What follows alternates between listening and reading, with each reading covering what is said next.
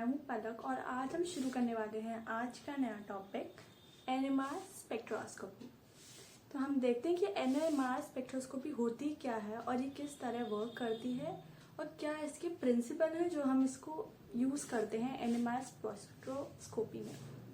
तो जैसे कि हम देखते हैं कि एनएमआर की फुल फॉर्म क्या होती है। एन मतलब न्यूक्लियर मैग्नेटिक रेजोनेंस, ठीक है। न्यूक्लियर मतलब होता है न्यूक्लियस, कोई भी न्यूक्लियस होता है, ठीक है। ये प्रोटॉन प्लस न्यूट्रॉन से बनकर मिलता है। जैसे कि जो प्रोटॉन होते हैं, प्रोटॉन पे पॉजिटिव चार्ज होता है और जो न्यूट्रॉन्स होते हैं वो न्यूट्रल होते हैं, इन पर कोई चार्ज नहीं होता। लेकिन ये भी एनएमआर में हेल्प करते हैं। क्यों? क्योंकि जो न्यूट्रल होते हैं ये क्वार्ट्ज से मिलकर बने होते हैं। क्वार्ट्ज सब एटॉमिक पार्टिकल्स होते हैं जिनका जो मास होता है वो फ्रैक्शनल में होता है, जिसकी वजह से न्यूट्रल को भी हम पूरे न्यूक्लियस में ऐड करते हैं, ठीक है। फिर आता है मैग्नेटिक। मैग्नेटिक से मतलब क्या होता है? कोई भी मैग्नेटिक फील्ड अप्लाइड करना, ठीक है। जैसे कि न्यूक्लियस है, जब न्यूक्लियस में कोई भी मैग्नेटिक फील्ड अप्लाई किया जाएगा तो वो आउटर एरिया और इनर एरिया दोनों से रेजोनेंस करेगा, जो कि हमारा ये वर्ड रेजोनेंस आता है। मतलब किसी भी चीज का मिलाप करना या एक स्पेस में और एक स्ट्रेट लाइन में जाना। और हमारा तो फिर आता है स्पेक्ट्रोस्कोपी। स्पेक्ट्रोस्कोपी क्या होती है? जब कोई भी, जैसे कि हमारा सैंपल है, ठीक है, हम इसमें कोई भी इलेक्ट्रोमैग्नेटिक रेडिएशन, जो आउटर रेडिएशन होती है, उसको हम अप्लाइड करते हैं मैटर के साथ। ये हमारा क्या है? हमारा कोई भी सैंपल है, कोई भी हमने मैटर इसमें रखा है, तो जब कोई भी मैटर से इलेक्ट्रोमैग्नेटिक रेडिएशन आती है, उस पर पड़ती है, तो वो एक डेटा देती है और एक सिग्नल देती है, ठीक है। तो ये सब स्पेक्ट्रोस्कोपी कहलाती है, ठीक है। Interaction of matter with electronic in the presence of electronic radiation, ठीक है, इज कॉल्ड स्पेक्ट्रोस्कोपी। नॉर्मली हमारा न्यूक्लियर मैग्नेटिक रेजोनेंस में यही आता है, जब कोई भी आउटर रेडियो फ्रिक्वेंसी न्यूक्लियर पे पड़ती है तो वो एक डेटा देता है, ठीक है। वही एक जो डेटा देता है उसे हम एनएमआर कहते हैं।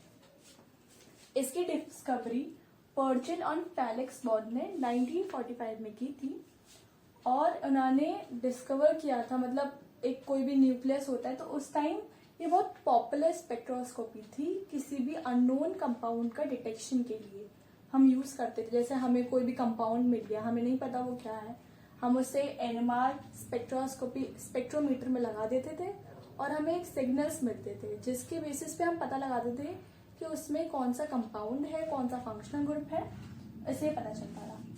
जो न्यूक्लियाई होती है, न्यूक्लियाई पे क्या होते हैं? प्रोटॉन और न्यूट्रॉन, इन्हीं से मिलकर बनता है, ठीक है।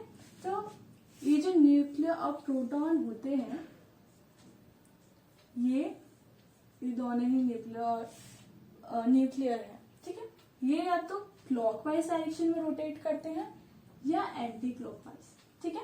जब ये जो न्यूक्लियस होते हैं ये अपने एक्सिस पे घूमने लगते हैं, जैसे कोई भी योयो हम करते थे तो वो उसको हम खींचते थे और फिर वो अपने एक्सिस पे, लट्टू जो होता था उसको हम छोड़ देते थे, वो अपने एक्सिस पे घूमता भी है, ठीक है, और एक स्टेबल भी रहता है, ठीक है, करता है। इस एंगुलर मोमेंटम की वजह से वो स्पिन करता है, जिससे उसमें मैग्नेटिक डायपोल क्रिएट होता है। मैग्नेटिक डायपोल क्या होता है? किसी भी कंपाउंड में जो स्पिन होती है, स्पिन की वजह से उसमें एक मैग्नेटिक फील्ड अप्लाइड होता है, जिसको हम मैग्नेटिक डायपोल कहते हैं, और वो एक एक्सिस के अलॉन्ग ही होता है। मतलब ये जो न्यूक्लियस है ये अपनी जगह ही रोटेट कर रहा है, यही रोटेशन में इसका एंगुलर मोमेंटम क्रिएट हो रहा है और मैग्नेटिक डायपोल भी इसी के एक्सिस के थ्रू हो रहा है, ठीक है। जो सबसे ज्यादा होता है इसमें हम ये देखते हैं, कोई भी एटम हुआ हमारा, ठीक है, एटम होने के बाद ये अपने एक्सिस पे रोटेट कर रहा है, एंगुलर मोमेंट क्रिएट कर रहा है, ठीक है, जिसको हम न्यूक्लियर स्पिन भी कहते हैं। इसी को हम न्यूक्लियर स्पिन भी कहते हैं, जिसे हम आई से डिनोट करते हैं। किसी भी स्पिन स्टेट को डिटरमाइन करने के लिए हमारे फॉर्मूला लगता है 2I+1। हम इससे किसी भी कंपाउंड की स्पिन को पता लगा जा सकता है, ठीक है, कि उसमें क्या स्पिन है। इसके बेसिस पे हमने 3 ब्रॉड प्रिंसिपल दिए कि किस बेसिस पे हम इन्हें डिवाइड कर सकते हैं कि कौन सा कंपाउंड एनएमआर एक्टिव है, कौन सा कंपाउंड एनएमआर एक्टिव नहीं है। तो जो फर्स्ट आता है वो आता है ऑड नंबर ऑफ इलेक्ट्रॉन, जिसकी जो फ्रैक्शनल वैल्यू होती है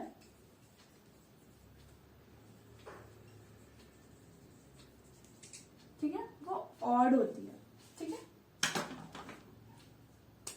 जैसे कि हाइड्रोजन की, ठीक है, ये क्या है हमारा, ये प्रोटॉन है, ठीक है। हम इसमें इसका जो एटॉमिक मास होता है, ठीक है, वो 1 होता है, ठीक है, जिसकी वजह से जो इसमें स्पिन जो हम इसकी निकालेंगे वो हाफ आएगी, मतलब एक ही है इसमें।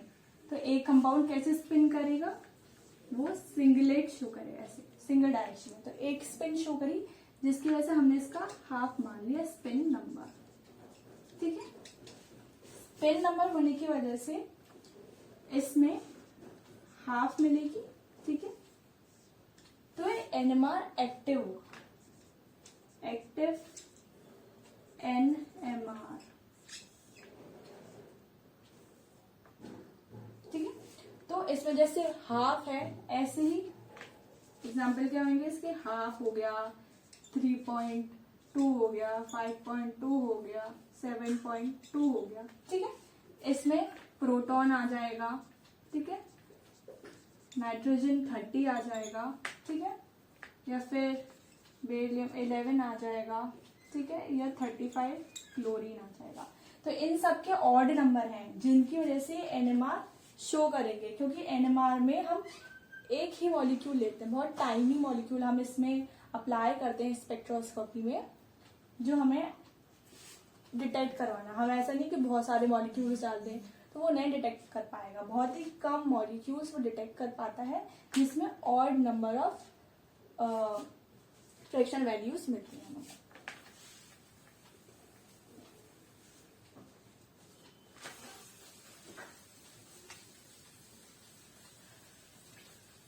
आते हैं सेकेंड टर्म के कंपाउंड, जिसमें इवन नंबर ऑफ प्रोटॉन और न्यूट्रॉन मिलते हैं, इवन नंबर ऑफ प्रोटॉन और न्यूट्रॉन, ठीक है। जिसकी वजह से क्या होता है कि जो इवन नंबर होते हैं उसमें जो मास नंबर होता है और जो इसका इक्विवेलेंट एटॉमिक नंबर होता है, ठीक है, वो दोनों एक दूसरे को कैंसिल आउट कर देते हैं, जिससे कि जो हमारा जो नंबर निकलता है वो या तो 0 या 1 या 2, 3 ऐसे नंबर निकलते हैं, जो कि फ्रैक्शन में नहीं होते, इवन नंबर्स होते हैं, ठीक है। इसकी वजह से जैसे कि 12 कार्बन, ऑक्सीजन 16, ठीक है। तो जो ये जो होंगे फॉल्स एनएमआर एक्टिव होंगे, एनएमआर एक्टिव, ये एनएमआर इनएक्टिव होंगे। फॉल्स एनएमआर एक्टिव मतलब वो एनएमआर शो नहीं करेंगे, एनएमआर इनएक्टिव, ठीक है। फिर जैसे हम आगे बढ़ते हैं तो इसमें ऐसे कंपाउंड आते हैं जो कि दोनों का नंबर इक्वल होता है, where proton and neutron have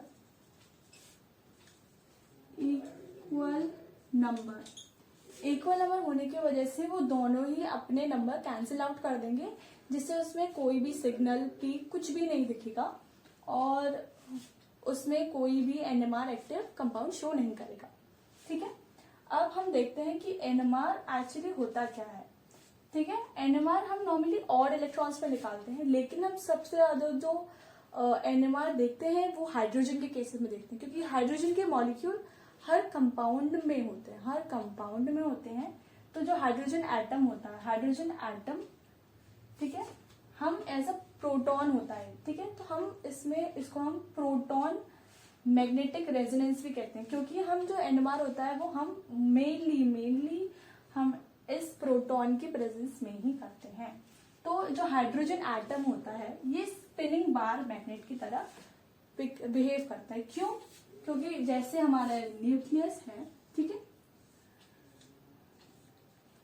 ये रोटेट भी करेगा। अब हम इसमें मैग्नेटिक फील्ड अप्लाई कर रहे हैं, ठीक है, ये हमारा मैग्नेटिक फील्ड है। जो नॉर्मली जो मैग्नेटिक फील्ड होगा वो नॉर्थ टू साउथ की तरफ ही जाएगा, ठीक है, ये हमारा नॉर्थ टू साउथ हो गया, ठीक है।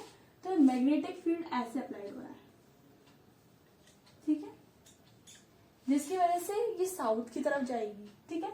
ये डिपेंड करता है मैग्नेटिक फील्ड, जो हमारा EMR रेडिएशन है वो हम कितनी उस पर प्रोवाइड कर रहे हैं उसके बेसिस पे होता है।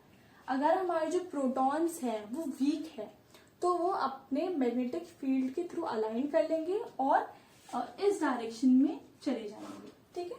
या फिर जब हमने इलेक्ट्रॉनिक मैग्नेटिक रेडिएशन डाली और जो हमारा जो सैंपल है और जो भी हमारा प्रोटॉन है वो स्ट्रॉन्ग है, ठीक है, तो वो उसको डिफेंड करेंगे और कहेंगे हम तो नहीं जा रहे हैं आगे, हम पीछे ही जाएंगे। इसकी वजह से ये फिर अपोजिट डायरेक्शन में उसे फोर्स करता है कि भाई मैं तुमसे स्ट्रॉन्ग हूँ, मैं तुम्हें बैकवर्ड फोर्स करूंगा। अगर मैं वीक हूँगा, अगर ये सैंपल वीक होगा तो ये मैग्नेटिक फील्ड के थ्रू ही अलाइन कर लेगा और ये आगे चला जाएगा। तो ये सब डिपेंड करता है कि हमारा सैंपल कैसा है, वो कैसे वर्क करता है, उसमें कैसा मॉलिक्यूल्स है, ठीक है। तो ये NMR स्पेक्ट्रोस्कोपी इसी पे डिपेंड करती है, नॉर्मली प्रोटॉन्स पे, ठीक है। तो as a spinning bar magnetic काम करता है, मतलब कहीं भी घूमता है, या तो ये नॉर्थ की साइड या साउथ की साइड, तो ये इसलिए स्पिनिंग बार मैग्नेटिक इसको कहा गया है। सेकेंड थिंग आती है कि जो हमारी फ्रिक्वेंसी होती है, मतलब जब as it passes as electric and magnetic field. Electric field क्यों कहा है हमने? जब ये कंपाउंड मूव करेगा, कोई भी चीज मूव करती है तो वो एक इलेक्ट्रिसिटी, उसमें मतलब एक एनर्जी होती है जो हम उसको इलेक्ट्रिसिटी या फिर इलेक्ट्रिक फील्ड के नाम से कह देते हैं। जब वो एक जगह घूमता रहेगा और इलेक्ट्रिसिटी प्रोड्यूस करेगा तो ऑब्वियसली है कि मैग्नेटिक फील्ड भी जनरेट करेगा। वो दोनों चीजें एक साथ ही जनरेट करता है स्पिनिंग की वजह से अपने एक्सिस पे। तो हम इसको ऐसे लिख देते हैं कि इट पासेस इलेक्ट्रिक और मैग्नेटिक फील्ड, ठीक है। तो जब हम इसकी फ्रीक्वेंसी देखेंगे NMR की, तो इसका जो फॉर्मूला है वो है U equal to pi H naught upon 2 pi. जब हम पाई को देखेंगे तो इसमें 2 पाई और म्यू अपॉन HI जो होगा। जो HI है, जो I है वो हमारी स्पिनिंग क्वांटम नंबर है, ठीक है, स्पिन क्वांटम नंबर है जो हमने यहाँ पे डिनोट करी थी स्पिनिंग स्टेट। और जो म्यू है यहाँ इस पे मैग्नेटिक मोमेंटम है, ठीक है। और जो H नॉट है ये एक्सटर्नल अप्लाइड फील्ड है, इट्स एक्सटर्नल अप्लाइड फील्ड, ठीक है। तो ये सब इसमें आता है। तो जो हमारा प्रोटॉन NMR है वो किन किन बातों पे डिपेंड करता है, ठीक है। जब हम इसमें आगे पढ़ेंगे तो आगे इसमें आएगा कि ये जो डिपेंड करती है ये केमिकल शिफ्ट की वजह से डिपेंड करती है। तो मतलब जब पुराने टाइम में जब NMR शुरू हुई थी तो NMR में क्या हुआ था कि जब उन्होंने नए नए जो मॉलिक्यूल है वो डिस्कवर करने शुरू करे थे तो उन्होंने एक पीक और एक डेटा लिखा था, मतलब एक डेटा टेबल बनाई थी जिसे हमने कहा था केमिकल शिफ्ट। तो ये एक उन्होंने डेटा बनाया जिससे उन्होंने बताया कि अब हम जब भी कभी रिसर्च करेंगे, कुछ भी करेंगे, तो कोई भी सैंपल का हमें मतलब पता होगा कि कौन सा कंपाउंड किस जगह पीक देता है। वो कुछ डेटा इस टाइप से था, ये हमारी ऐसे टेबल थी, ठीक है। एक साइड जो मतलब बैक साइड जाएंगे डी शेडिंग होगी वो, ठीक है, अभी हम इसके बारे में बात करेंगे आगे। और इस साइड होगी शील्डिंग, ठीक है। और हम एक रेफरेंस मांग लेते थे कि एक रेफरेंस कंपाउंड जो कि नए सैंपल के ऊपर भारी नहीं पड़ता था, मतलब पीक नहीं देता था वो अपनी, बट एज अ सैंपल काम करके अपना और चला जाता था, उसको हम लेते थे TMS, टेट्रामेथाइल सिलिकेट। क्यों? क्योंकि इसमें जो सारी पीक्स होती हैं वो सेम होती हैं, मतलब वो डिफर नहीं करती हैं किसी भी बेसिस पे और सेम पीक देती हैं, इसलिए हमने ऐसा रेफरेंस मान लिया था। क्योंकि ये कभी भी चेंज नहीं होता, एक कांस्टेंट पीक देता है एज ए 0, ठीक है। क्योंकि इसमें सारी पीक, सारे प्रोटॉन्स होते हैं इसके आसपास सेम होते हैं, जिसकी वजह से सिर्फ एक ही सिग्नल मिलता है और वो सिग्नल बहुत ही एक ही मिलता है, तो वो सबसे आगे अपनी टेबल में आ जाता है। तो इसके रेफरेंस में हमने बहुत सारे डेटा देखे थे, ठीक है। तो इसमें बहुत सारे कंपाउंड थे, CH3, OH, फिनॉल, बेंजीन। तो यहाँ पे इसकी रीडिंग थी 1 to 12, ठीक है। और ये इसकी हम डेटा देखते थे केमिकल शिफ्ट के बेसिस पे, ठीक है। और जैसे कि हमारे जो प्रोटॉन NMR है ये नॉर्मली खुद पे डिपेंड नहीं करता है, ठीक है। जैसे हमने कोई मान लिया एग्जाम्पल, कोई भी हमने CH2OH हमने कोई भी कंपाउंड ले लिया, ठीक है। तो इसमें जो कार्बन है इसके आसपास 3 हाइड्रोजन ऐसे लग रहे हैं, ठीक है।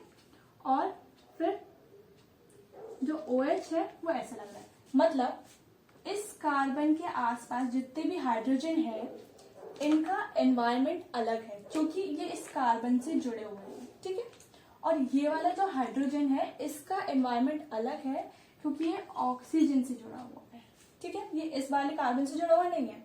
तो जो NMR स्पेक्ट्रो, जो प्रोटॉन मैग्नेटिक रेजोनेंस, जो प्रोटॉन NMR होता है, ठीक है, तो उसमें जो प्रोटॉन होता है वो अपने एनवायरनमेंट की वजह से अपने केमिकल शिफ्ट में डिफर करता है, ठीक है।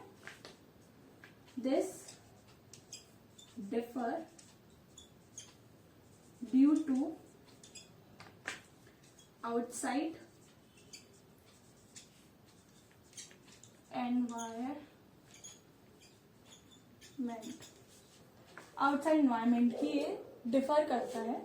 तो इससे हमें पता चलता है कि जो हमारा प्रोटॉन है वो कौन से एनवायरनमेंट में है, तो वो डिफरेंट टाइप की पीक्स देता है अलग अलग एनवायरनमेंट में। मतलब ये तीनों अलग तरह की पीक देंगे, ये हाइड्रोजन अलग तरह की पीक देगा। तो ये हमेशा अपने एनवायरनमेंट पे डिपेंड करते हैं कि कैसा हमारा एनवायरनमेंट है और हमें कैसे उसकी पीक शो करनी चाहिए। तो ये NMR का ये बेसिक प्रिंसिपल है, जिसके बेसिस पे जो हमारा NMR है वो काम करता है और हमें सिग्नल प्रोवाइड करने में हेल्प करता है। तो हमें यही बातें इनमें ध्यान रखनी है कि हमारा न्यूक्लियर कैसा होता है, ठीक है, और वो कैसा चार्ज जनरेट करता है, उसकी स्पिन स्टेट कितनी होती है, हमें ये देखना पड़ेगा, जिससे हमें पता चलेगा कि उसमें कितनी स्टेट है, ठीक है। और ये 3 ब्रॉड प्रिंसिपल होते हैं, ऑड, इवन, ठीक है, और जो न्यूट्रल्स होते हैं जो मतलब अपने आप को कैंसिल आउट कर लेते हैं। तो मेनली जो NMR होता है वो ऑड नंबर की जो एटम्स होते हैं वही शो करते हैं, जैसे कि प्रोटॉन में भी जो ऑड में फ्रैक्शनल जो कंपाउंड होते हैं वही NMR एक्टिव होते हैं, ठीक है। तो जो हमारा प्रोटॉन होता है वो स्पिनिंग बार मैग्नेट की तरह काम करता है। क्यों? क्योंकि उस पर एक अप्लाइड फील्ड, मैग्नेटिक फील्ड काम करता है, जिसकी वजह से हमारा जो न्यूक्लियस होता है वो रोटेट करता है, अपनी जगह पर काम करता है, और इस न्यूक्लियस को हम इलेक्ट्रिक और मैग्नेटिक फील्ड से पास कराते हैं। क्यों? क्योंकि कोई भी कंपाउंड, कोई भी मॉलिक्यूल जब घूमेगा अपने एक्सिस पे रोटेट करता ही है इस नॉर्मल। जैसे हमारी जो अर्थ है वो हमारे सन के आसपास रोटेट करती है, ठीक है, और घूमती रहती है, मतलब ऐसे भी घूमती है और ऐसे भी घूमती है। तो जिसकी वजह से एंगुलर मोमेंटम भी इसमें जनरेट होएगा, और जब वो इलेक्ट्रिसिटी रोटेट करेगा तो वो इलेक्ट्रिक फील्ड भी अप्लाइड करेगा, और जिससे मैग्नेटिक फील्ड भी उस पर आने लगेगा, ठीक है। तो इसका फ्रीक्वेंसी का फॉर्मूला होता है नॉर्मली 2πμ/hi। जो म्यू होता है वो हमारा मैग्नेटिक मोमेंटम होता है, आई होता है स्पिन मोमेंटम। ये हमारे तब के फॉर्मूले हैं जब हमें इन सब की वैल्यू पता होगी, और ये तभी है कि जब हम बेसिक्स उसके पढ़ेंगे और फिर हम इसका फंक्शन देखेंगे और फिर हम इसमें क्वेश्चन पुटअप करेंगे कैसे इसके क्वेश्चंस आते हैं, और इट्स वेरी इजी एक्चुअली। तो यही सब इसमें काम आता है। So thank you so much.